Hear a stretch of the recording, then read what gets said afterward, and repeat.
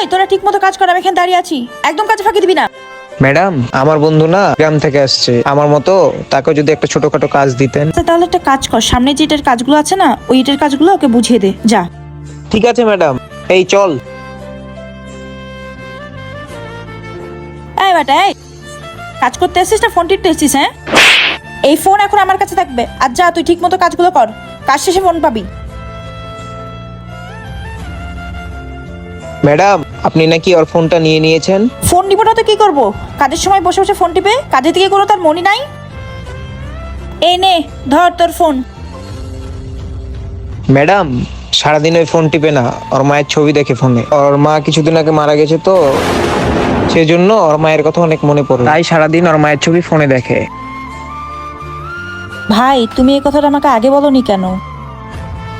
ভিডিওটি দেখে আপনারা কি বুঝতে পারলেন অবশ্যই কমেন্টে বলবেন।